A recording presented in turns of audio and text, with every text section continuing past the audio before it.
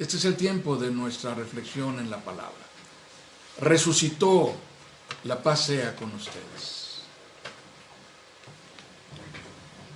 Esta tarde, hermanos, es una ocasión especial porque estamos celebrando la resurrección de nuestro Señor Jesucristo en un momento diferente al que habitualmente lo celebramos cuando estamos congregados como iglesia, y eso se debe a las circunstancias que estamos viviendo, que naturalmente nos impiden congregarnos con la misma naturalidad y con la misma facilidad con que lo hacemos cada domingo de resurrección y como lo hacemos cada domingo, por supuesto.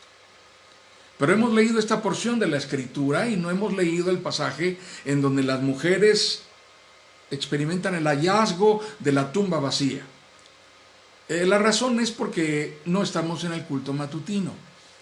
Quiero respetar eso, que es una circunstancia exclusiva de la celebración de resurrección cuando celebramos el culto matutino, y quiero decirles que he extrañado esta mañana el culto matutino y está bien. Es bueno que experimentemos un paréntesis en esta ocasión porque nos permite añorar las cosas que hemos vivido, que hemos disfrutado y de las cuales no debiéramos de privarnos, pero en esta ocasión estamos celebrando la resurrección de nuestro Señor Jesucristo en una celebración de 12 del día, entonces ya estamos más tarde. Y ese día de la resurrección de nuestro Señor Jesucristo, cuando estaban reunidos por la tarde, cuando parecía haber sucedido todo aquello de la noticia que corrió entre ellos, Tomás no terminaba de creer. Ya había oído la versión de los demás. Aquí todavía reunidos tuvo el testimonio de todos diciéndole: hemos visto, el Señor resucitó. Pero Tomás dice: si yo no meto mi dedo, si no meto mi mano, no creeré. Y de allí viene ese refrán popular que dice como Santo Tomás: hasta no ver, no creer. Finalmente Tomás creyó.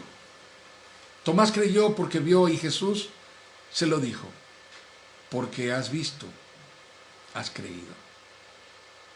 Bienaventurados los que no vieron y sin embargo creyeron.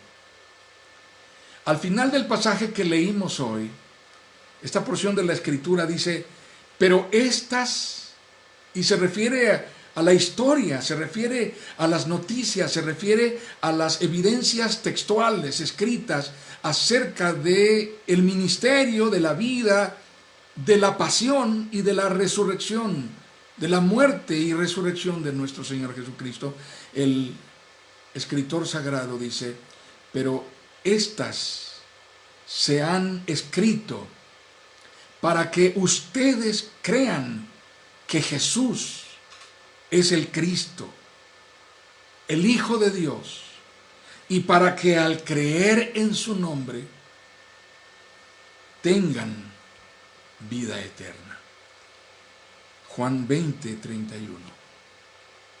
Ahora bien, el credo de los apóstoles, que es el primer documento de fe que podemos decir que resume los elementos fundamentales de la fe evangélica, la fe que Jesús dejó a los apóstoles y que los apóstoles dejaron a la iglesia del primer siglo. Este resumen de fe dice: recordemos, creo en Dios Padre Todopoderoso, Creador del cielo y de la tierra, y en Jesucristo, su único Hijo y Señor nuestro, que fue concebido del Espíritu Santo, nació de la Virgen María, padeció bajo el poder de Poncio Pilato, fue crucificado, muerto y sepultado. Al tercer día, resucitó de entre los muertos. Subió al cielo y está sentado a la diestra de Dios Padre Todopoderoso. El credo apostólico continúa: y desde allí vendrá al fin del mundo a juzgar a los vivos y a los muertos. Creo en el Espíritu Santo, la Santa Iglesia Universal, la comunión de los santos, el perdón de los pecados, la resurrección de la carne y la vida perdurable. Amén.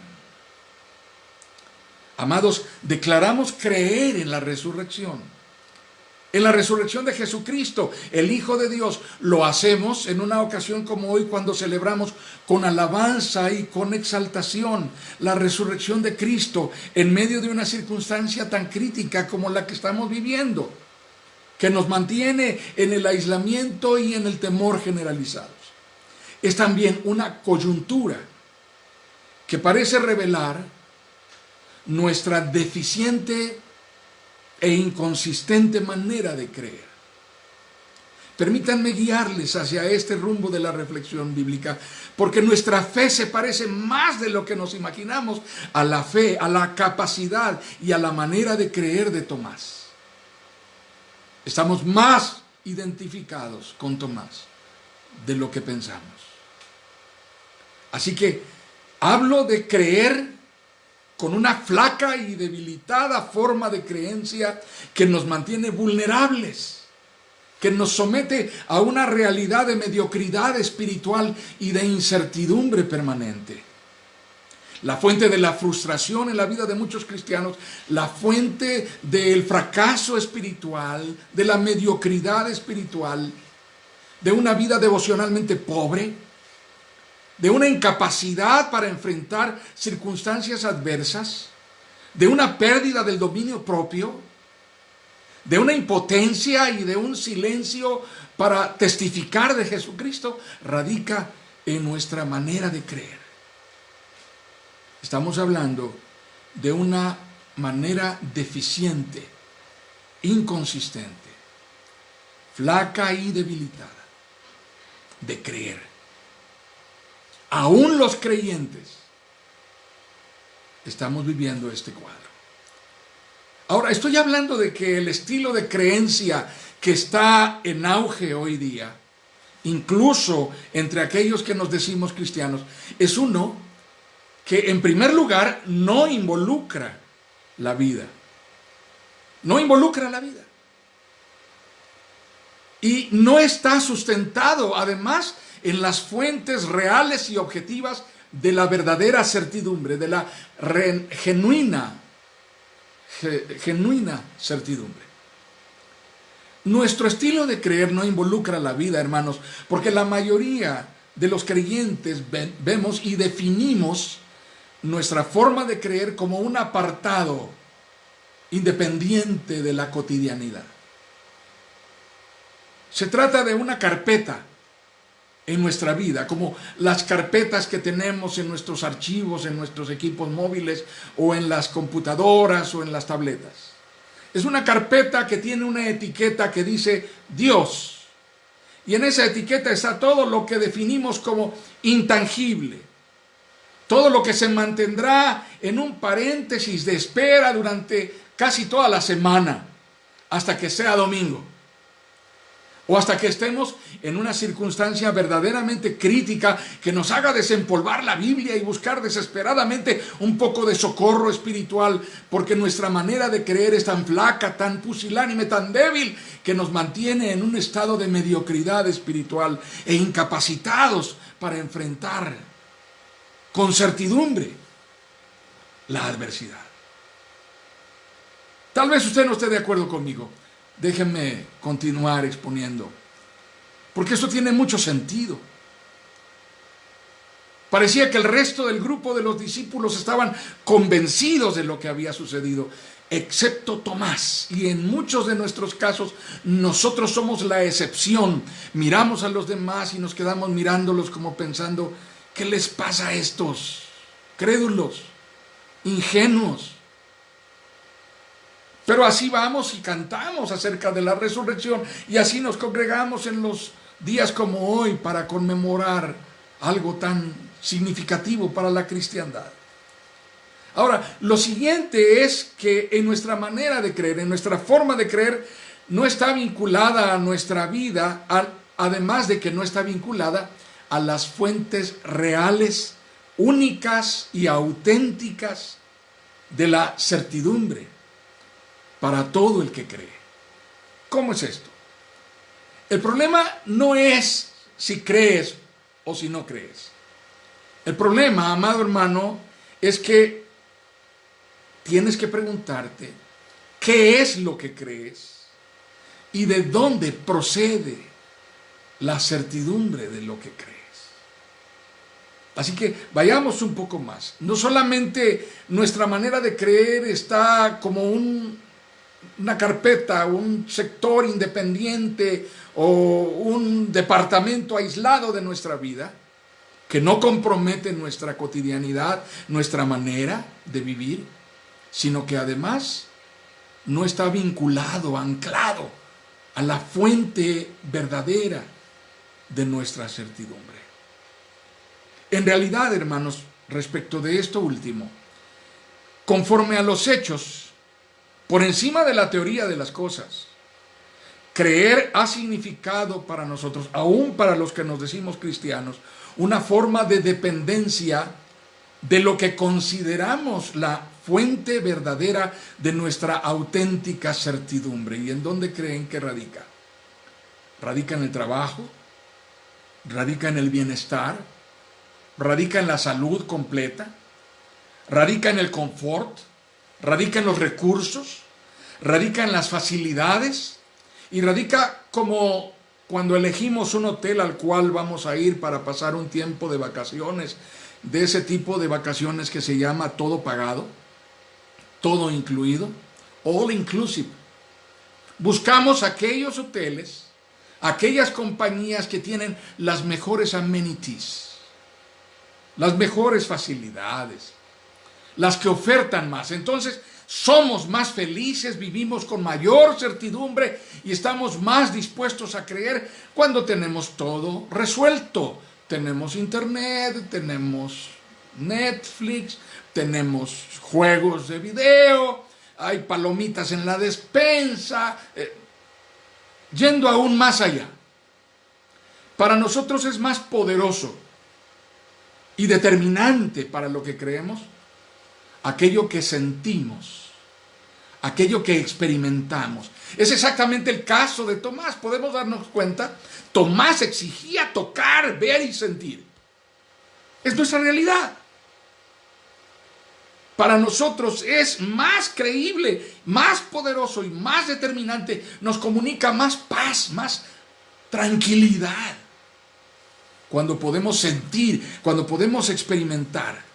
Y eso lo colocamos por encima de lo que está escrito en la palabra, por encima de lo que Dios dijo, por encima de lo que Dios reveló, por encima de lo que Dios ha hecho. No es suficiente lo que Dios dijo, no es suficiente lo que Dios hizo, no es suficiente lo que Dios cumplió. A esto, lo que procede de nuestra capacidad de sentir, de nuestra capacidad de experimentar o nuestra capacidad de entender y de interpretar la realidad conforme a nuestras propias maneras de entender, nuestra comprensión, a eso le atribuimos mayor autoridad por encima de lo que Dios ha revelado. Pregúntate, ¿cuánto dependo de lo que toco, de lo que veo, de lo que pruebo, de lo que experimento? Así es como nuestras emociones, así es como nuestros sentimientos, nuestras premoniciones o nuestras corazonadas. Hay que oír a esos cristianos que dicen, ay, siento una cosa, ay, me está dando un no sé qué, como que fuera a pasar algo. A eso parece atribuirle por encima de la credibilidad que le atribuimos a Dios más peso, más autoridad y más veracidad.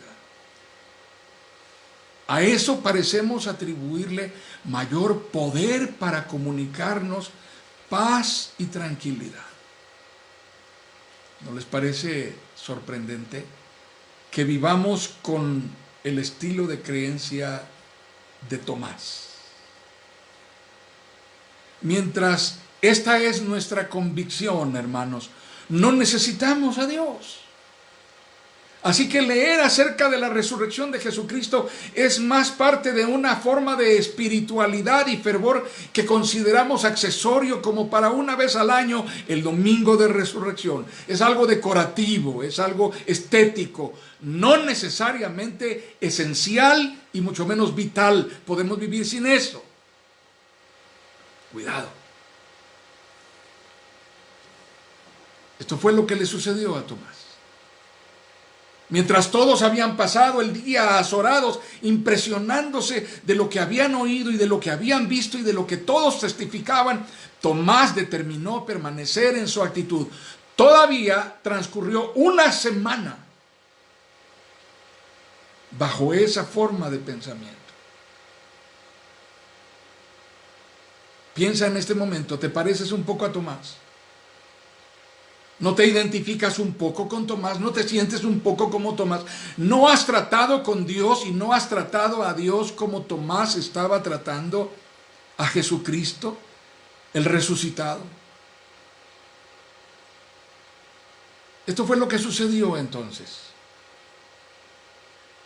Algunos de los discípulos creyeron sin creer. Pasaron más de la mitad del ministerio de nuestro Señor Jesucristo oyéndole decir cosas que no entendían y pensaban, pues, ¿quién sabe de qué habla? Solo querían creer lo que querían creer. Se determinaron a creer lo que querían creer. Se determinaron a oír lo que quisieron oír. Se determinaron a ver lo que quisieron ver. El Señor Jesucristo dijo una y otra vez, el que tenga oídos para oír, oiga. Creyeron las profecías, pero nunca llegaron al punto en el cual asociaron esto con su realidad. No entendieron la dimensión en donde esto impactaba sus vidas como verdad, cumpliéndose en medio de ellos. En el fondo de esto prevalece un estilo de creencia que se identifica más como una forma de ateísmo práctico. Un ateísmo que niega lo intangible, lo que no parece significar una solución inmediata, lo que no provee una satisfacción inmediata. Queremos las cosas ya, en el instante. Y cuando Dios habla de la eternidad, de la vida, de la salvación y de la resurrección, pues habla de cosas que no están pasando ahorita. Yo tengo otras situaciones más inmediatas que tengo que resolver y aquello me distrae de lo inmediato, de lo apremiante, de lo urgente. Así que nuestra manera de creer está determinada por las cosas efímeras, pasajeras y triviales, que por su temporalidad van a durar poco. Y esa es la razón por la cual muchas personas creen durante la crisis y cuando la crisis pasa se olvidan de Dios. Es una manera terrible de creer, es una manera miserable de creer, es una manera pobre, es una manera paupérrima de creer. Y en eso cabe perfectamente la resurrección, hermanos. La resurrección de Jesucristo cae en esta condición, a la que la gente común que desconoce de los propósitos, los caminos, el trato con Dios, no le encuentra aplicación, no le encuentra sentido práctico alguno. Y entonces pasa la hoja a otra cosa que sea más inmediata. Me gusta más hablar de que el Señor es mi pastor y nada me faltará, porque eso tiene que ver con el aquí y el ahora, el presente. Nadie se fija que al final del Salmo 23 dice, en la casa del Señor moraré por largos días. Porque para Dios la eternidad nunca jamás es un asunto irrelevante, siempre es el propósito primordial, esencial, en el que Él está interesado. Así que prevalece la búsqueda utilitaria de Dios. Vengo a Dios por lo que quiero conseguir de Él. Esa es la razón por la que muchas personas ven a Dios como un cajero automático. Van, sacan lo que necesitan y se van. Nadie se toma selfies con su cajero automático entregándole el dinero. ¿Tienes una selfie con Dios? ¿Haciendo algún milagro para ti? ¿Respondiendo alguna oración para ti? Es probable que tienes una memoria remota. Es probable que tienes una memoria ligera, leve. Pero cuando tu manera de creer es así, limitada, escasa, pobre, sin el sustento real, sin la fuente de la certidumbre que radica en la verdad de Dios, te vas a ver tropezando una y otra vez porque no tienes un sistema instalado de cómo sobrevivir a la ansiedad.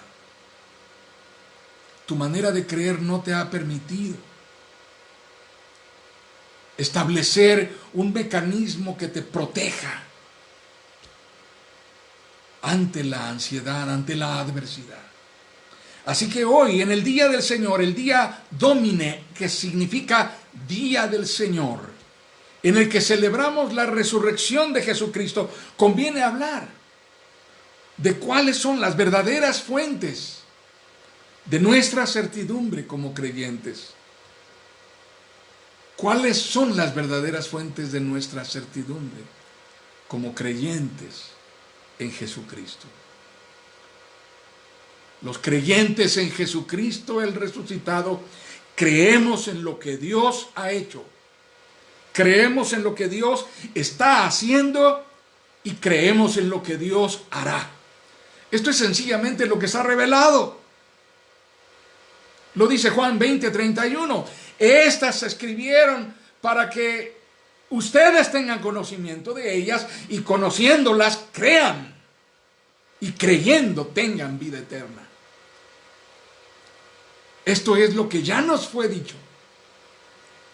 Esto es lo que ya nos fue declarado desde la antigüedad y nos ha sido dicho y revelado de manera explícita en la palabra de Dios.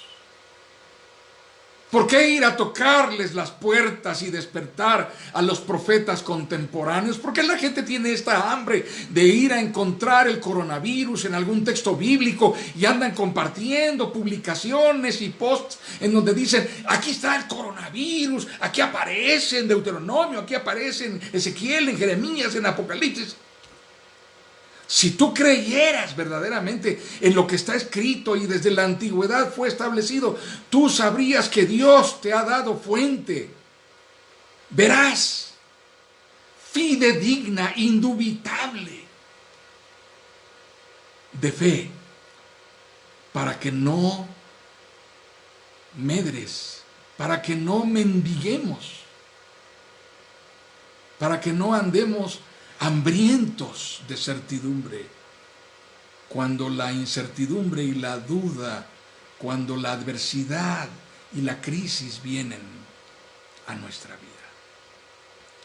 Así que esto que pasó hoy, la resurrección de Jesucristo, no es algo que Dios se sacó de la manga a última hora para ver cómo resolvía una situación que se le salió de control. Esto es lo que creemos muchas veces acerca de la manera de obrar de Dios, pero Dios no obra así. Esto está determinado por un principio simple.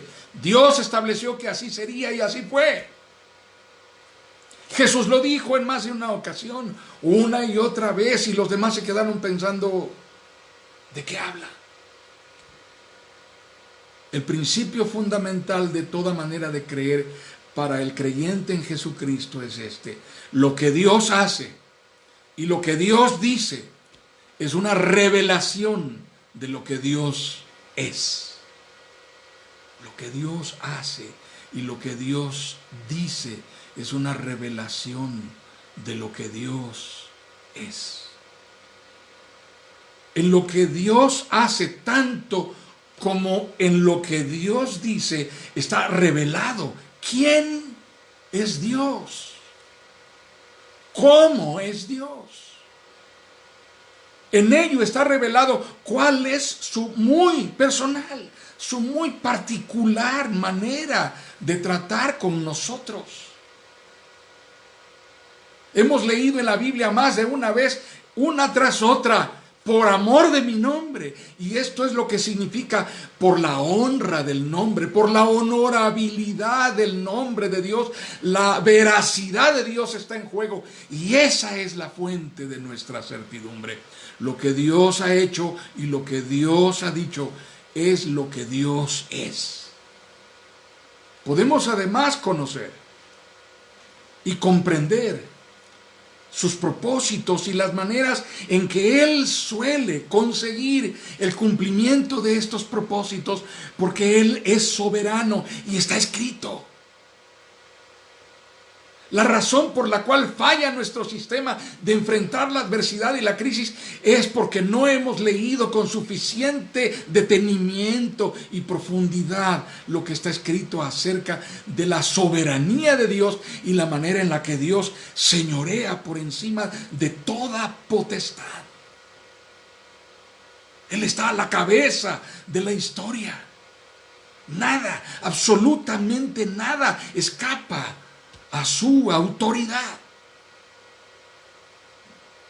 Así que cuando estamos dependiendo y vinculados de la fuente genuina de nuestra certidumbre, es simplemente porque estamos creyendo en Dios, vinculados a Dios, y conocemos más y mejor a Dios a medida que caminamos aún en medio de la tempestad. Así que la fuente de nuestras certidumbres no son las cosas, no son los objetos, los recursos, los bienes, las reservas, las facilidades o los medios que ahora van a escasear. No es nada de todo eso con lo que contamos o con lo que contábamos o con lo que contaremos. Nada de eso, de lo que podemos echar mano. Porque puede llegar un momento como el que estamos viviendo ahora en el que no vamos a tener eso. Probablemente ni siquiera la salud completa. Probablemente tengamos que salir y vernos ante el espanto de salir cuando ya hay una ley marcial y hay toque de queda y hay que ir por un mandado y entonces la calle está solitaria y estamos preocupados. Dios quiera que no te pase. Dios quiera que no lleguemos a ese punto. Sin embargo, nuestro sistema falla porque no está dependiendo de la fuente original de toda certidumbre. Todo eso finalmente termina siendo, todo eso, los recursos, los bienes, el confort, las reservas, el bienestar, el refrigerador abierto, lleno, el refrigerador a rebosar, todo eso termina siendo absolutamente efímero, irrelevante, superfluo. Cuando entramos en una crisis de creencia que pone nuestras vidas bajo presión, vamos a necesitar algo más que eso. Así que este es el llamado y esta es la oportunidad. El mensaje de Jesús al revelarse a los discípulos congregados en el secreto de aquella habitación con temor, con incertidumbre, porque temen a la persecución, es una palabra simple, es una palabra profunda, pero es una palabra común. Es una palabra que le han oído decir antes. La paz sea con ustedes. Jesús entra en medio de ellos y les dice, Shalom. El saludo de la paz en su más profunda expresión. No solo la paz con los que están alrededor, no solo la paz con los cuales puedes saludarte afectuosamente, no solo la paz con tu club de amigos, con tu más cercano e íntimo vínculo familiar, sino la paz que prevalece dentro de ti, que es la paz con Dios, la paz de saber que Dios tiene el control. cuando tu corazón está atemorizado.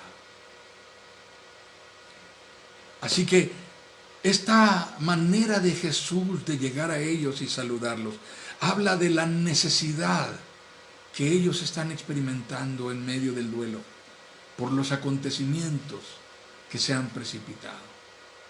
Sin embargo, no todos creen de la misma manera. Ahí está el caso revelador de Tomás.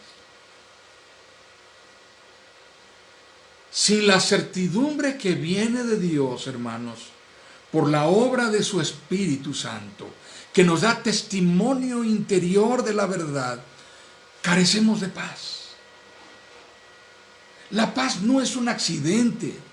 La paz no sucede después de oír 4 o 7 horas de alabanzas en tu teléfono con los audífonos puestos. La paz no acontece cuando tú has oído una predicación inspiradora que te dice, ¡ay, qué lindo! Ni siquiera cuando estás sentado en la iglesia escuchando la predicación y te quedas dormido porque sientes esa paz. No, la paz acontece cuando tu trato con Dios te da certidumbre interior. La razón de ello es que la paz es consecuencia de la certidumbre y no del bienestar, no de la solvencia, no de la capacidad. Así que si temes algo, si te angustia algo, si hay una circunstancia en la cual de pronto piensas que puede acontecerte a ti o a los que amas algo que te roba la paz, pregúntate cuál es la fuente de tu certidumbre. Y luego cuestiona tu manera de creer. La fe que vence al mundo, hermanos, está fundada en Jesucristo, el resucitado. La resurrección de Jesucristo es el hecho central del Evangelio. La resurrección de Jesucristo es el hecho que coloca a Jesús en el centro mismo del Evangelio y en la médula de la historia de la salvación. Por ello, el Evangelio predicado por los apóstoles y por los primeros evangelistas incluyó de manera ineludible e indubitable una clara afirmación de la resurrección de Jesucristo. No de cualquier resurrección, no de la resurrección en sentido teórico o en un modo infinitivo, la resurrección. No es una creencia X. No es una creencia en la veracidad de la resurrección. Ni siquiera es una creencia en la veracidad de la resurrección como un hecho comprobable o como una doctrina que no podemos soslayar. No. Es el testimonio de esta resurrección. Es el testimonio de la resurrección que marca la historia de la humanidad y que marca a la humanidad. La que evidencia el cumplimiento de todo lo anticipado por los profetas. Es esta la resurrección de Jesucristo la que inaugura el escatón, el tiempo postrero, el acontecimiento final que representa como una especie de tapa de alcantarilla que se levanta y en la cual como un remolino espantoso se precipitará todo acontecimiento y entonces será el fin. Un fin que no tiene por qué espantarnos, sino un fin que esperamos. Porque entonces, a la final trompeta, en medio de la voz de las multitudes, vendrá el Señor. Así que creer en la resurrección de Jesucristo no es una creencia irrelevante. En el día de la resurrección de Jesús, la paz sea con ustedes. Amados hermanos, en el día de la resurrección de Jesucristo, la paz sea con ustedes. Confíen en Dios, descansen en sus promesas, confiesen que sus temores se debilitan al ver la tumba vacía. Acierten a concebir renovada esperanza ante el testimonio de Cristo viviente, invicto ante el peor y más devastador enemigo que es la muerte y la condenación. Jesucristo dijo: yo soy la resurrección y la vida. El que cree en mí vivirá aunque muera. Y todo el que vive y cree en mí no morirá jamás. ¿Crees esto? En Primera de Juan, el mismo autor del Evangelio, que refiere las cosas que fueron escritas, nos dice: porque todo el que es nacido de Dios vence al mundo. Esta es la victoria que vence al mundo, nuestra fe.